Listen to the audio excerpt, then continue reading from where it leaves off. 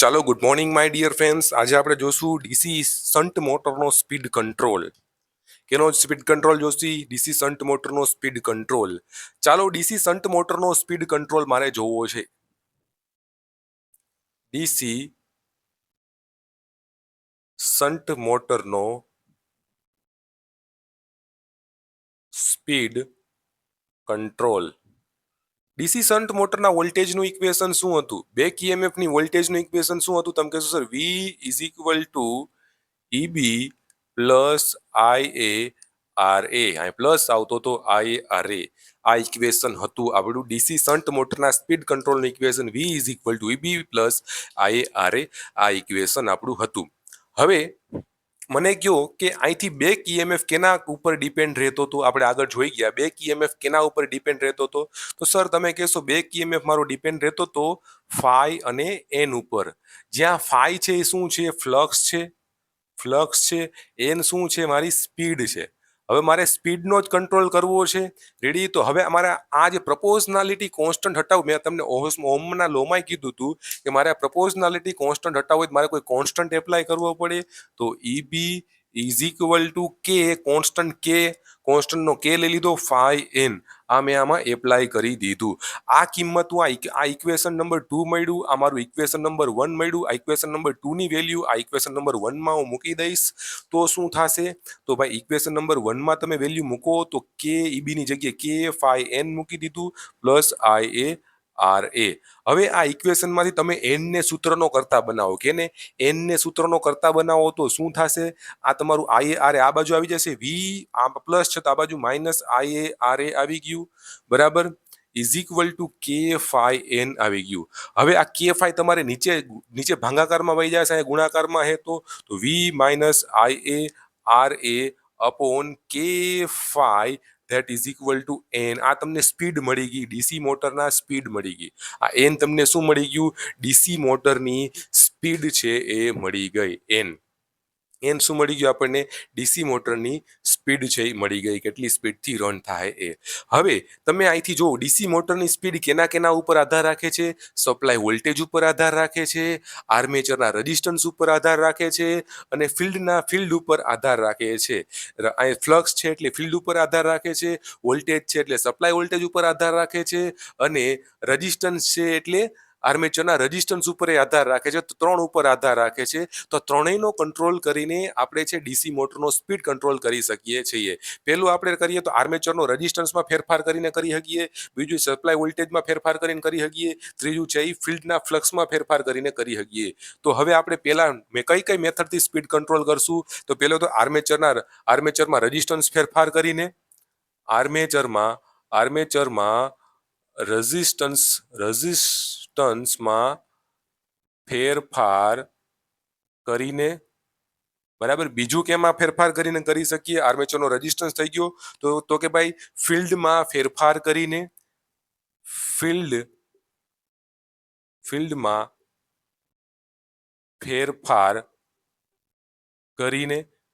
ફેરફાર કરીને કરી શકીએ. ત્રીજું આપણે કેમાં કરી શકીએ? માય ડિયર ફ્રેન્ડ્સ, મને કયો જોઈએ? આપણે સપ્લાય વોલ્ટેજમાં ફેરફાર કરીને, સપ્લાય વોલ્ટેજમાં ફેરફાર કરીને. બરાબર? આ 3 મેથડ છે થાય હગે ડીસી શન્ટ મોટરના સ્પીડ કંટ્રોલની. આ 3 મેથડ છે. તમને કોઈ પૂછે કે ડીસી સિરીઝ મોટરમાં સ્પીડ કંટ્રોલની કેટલી મેથડ છે? તો ડીસી સિરીઝ મોટરના સ્પીડ કંટ્રોલની 3 મેથડ છે. આર્મેચરના રેઝિસ્ટન્સમાં ફેરફાર કરીને, ફિલ્ડમાં ફેરફાર કરીને અને સપ્લાય વોલ્ટેજમાં ફેરફાર કરીને. આ 3 મેથડ આવે છે. બરાબર? કઈ રીતના આવ્યું મેં તમને કીધું હતું કે ભાઈ આ ઇક્વેશન ઉપરથી આપણે ડિરાઈવ કર્યું સ્પીડ કેના ઉપર આધાર રાખે છે. એના ઉપરથી આપણે સ્પીડ કંટ્રોલ નક્કી કર્યા કે આપણા સ્પીડ કંટ્રોલ એટલા પ્રકારના થાય છે. રેડી? એટલા પ્રકારનો યુઝ કરીને આપણે ડીસી શન્ટ મોટરનો સ્પીડ કંટ્રોલ કરી શકીએ. તો હવે આપણે પહેલી મેથડ જોઈએ, આર્મેચરમાં રેઝિસ્ટન્સમાં ફેરફાર કરીને. Okay, ready? એટલી વસ્તુ. તો ચાલો હવે જોઈએ આર્મેચરના રેઝિસ્ટન્સમાં ફેરફાર કરીને. ઓકે,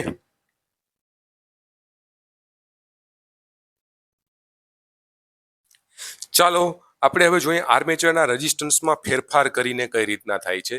તો શું કરશી માય ડિયર ફ્રેન્ડ્સ, આપણે સપોઝ છે આર્મેચરનો રેઝિસ્ટન્સનો ઓછો હોય છે, કેમ કે આપણે આર્મેચર ડ્રો કરો તમે આવી રીતના, આ તમે જો આર્મેચર ડ્રો કર્યું, બરાબર, આર્મેચર ડ્રો કર્યું, આ આર્મેચરનો ઇન્ટરનલ રેઝિસ્ટન્સ હતો, આ ઇન્ટરનલ રેઝિસ્ટન્સ આર એ, બરાબર, આર એ ઇન્ટરનલ રેઝિસ્ટન્સ હતો, બરોબર, એટલી વસ્તુ. હવે આની અંદર શું થયું કે અહીંયા છે ને એક હું એક્સ્ટ્રા રેઝિસ્ટન્સ છે રાખી દઉં, એક્સ્ટ્રા રેઝિસ્ટન્સ વેરિયેબલ રેઝિસ્ટન્સ છે રાખી દીધું, અહીંયા એક પોઈન્ટર મેં રાખી દીધું, બરાબર. આ પોઈન્ટર 3 છે એ શું થશે, અહીંથી મારો ફિલ્ડ છે એ કનેક્ટ થઈ ગયું, આ મારું ફિલ્ડ છે એ કનેક્ટ થઈ ગયું, બરાબર. અને અહીંથી છે મેં શું કીધું, અહીંયા મારો છે સપ્લાય વોલ્ટેજ મેં દઈ દીધો, અમારો સપ્લાય વોલ્ટેજ મેં દઈ દીધો.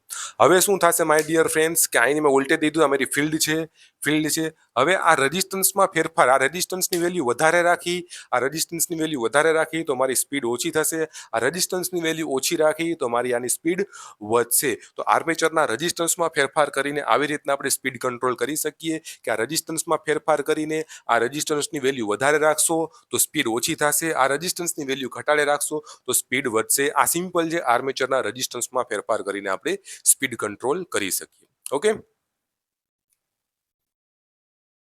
ચલો રેડી. હવે આપણે બીજી કઈ મેથડ આપણી પાસે આવે છે ફિલ્ડમાં ફેરફાર કરીને. તો અહીંયા જ જોઈએ કે ફિલ્ડમાં કઈ રીતના ફેરફાર આપણે કરી શકીશું, બરાબર. ઓકે, હવે આમાં છે ને ફિલ્ડમાં છે અલગ અલગ પ્રકારના ટેપિંગ લેવા જોશે. ફિલ્ડમાં ફેરફાર કરવું હોય એનો મતલબ શું થયો કે ભાઈ આપણી પાસે આ મેથડ જોઈએ તો એની અંદર શું એક મારી પાસે સપોઝ છે આ મારી પાસે આર્મેચર છે, બરાબર, અને અહીંયા છે મારું આ ફિલ્ડ વાઇન્ડિંગ છે. શું છે? આ ફિલ્ડ વાઇન્ડિંગ છે, બરાબર, આ ફિલ્ડ વાઇન્ડિંગ છે. હવે આ ફિલ્ડને હું ડાયરેક્ટ સપ્લાય નહીં આપી, આમાં અલગ અલગ પ્રકારના ટેપિંગ હશે, અલગ અલગ પ્રકારના ટેપિંગ હશે, બરાબર. આ ટેપિંગ અહીં ટેપિંગમાંથી હું સપ્લાય આપીશ, આને ક્યાંથી આપીશ? આ ટેપિંગમાંથી હું સપ્લાય આપીશ, બરાબર. આ ટેપિંગ અલગ અલગ ટેપિંગ હશે, જેમ ટેપિંગની વેલ્યુ ઓછી, બરાબર, એમ ફિલ્ડ ઓછું, બરાબર. ફિલ્ડ ઓછું તો તમારી છે આની સ્પીડ છે એ ઓછી થશે, ફ્લક્સ 5 ઓછો થાય અને સ્પીડ છે ઓછી. જેમ ટેપિંગ અહીંયા ફૂલ ઉપર હશે, ટેપિંગ અહીંયા ફૂલ ઉપર હશે, ફૂલ સ્પીડમાં હશે, અહીંયા હશે તો ઓછી સ્પીડમાં, અહીંયા છે ઓછી સ્પીડમાં, અહીંયા છે તો હાવ ઓછી સ્પીડમાં. તો આ તમે છે ફિલ્ડમાં ફેરફાર કરીને પણ ડીસી મોટરનો સ્પીડ કંટ્રોલ કરી શકો, બરાબર. હવે સપ્લાય વોલ્ટેજમાં ફેરફાર કરીને, ચાલો સપ્લાય વોલ્ટેજમાં કઈ રીતના આપણે ફેરફાર કરીશું એ જોઈએ કે સપ્લાય વોલ્ટેજમાં હવે આપણે કઈ રીતના ફેરફાર કરીને ડીસી મોટરનો સ્પીડ કંટ્રોલ કરી શકીએ.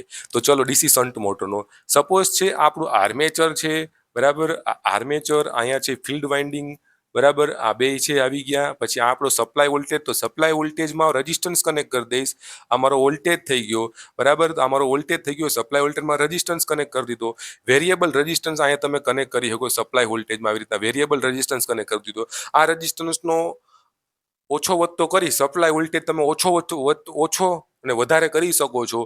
આથી સપ્લાય વોલ્ટેજમાં કન્વર્ટ થઈ શકે અને સપ્લાય વોલ્ટેજમાં તમે ફેરફાર કરીને ડીસી મોટરનો સ્પીડ કંટ્રોલ તમે કરી શકો છો. આ એક્ઝામ્પલ આપણે જોઈએ તો આપણી ઘરની અંદર રેગ્યુલેટર છે, રજિસ્ટર, તો સપ્લાય વોલ્ટેજમાં આપણે ફેરફાર કરીને આપણે એનો સ્પીડ કંટ્રોલ કરી શકીએ છીએ. તો આ તમારી 3 મેથડ હતી આપણી, બરાબર. આર્મેચરમાં રેઝિસ્ટન્સમાં ફેરફાર કરીને, ફિલ્ડમાં ફેરફાર કરીને, સપ્લાય વોલ્ટેજમાં ફેરફાર કરીને. ડીસી શન્ટ મોટરની કેટલી સ્પીડ કંટ્રોલની મેથડ હોય તો 3 હોય, એ આ છે, બરાબર. હવે આપણે જોઈએ ડીસી સિરીઝ મોટરમાં કઈ રીતના સ્પીડ કંટ્રોલ કરી, બે જ મેથડ એની જોવાની છે ને, હાવ ઈઝી છે. પછી આપણે ફિલ્ડમાં ફેરફાર કરીને કઈ રીતના રોટેશન ઉલટાવી શકીએ એ જોશું, બરાબર. તો આ speed control guys. Okay, thank you guys, bye bye. મળીએ આપણે આગલા લેક્ચરમાં. તમારી તૈયારી ચાલુ રાખો, બરાબર, ડિમોટિવેટ ના થતા. Thank you guys.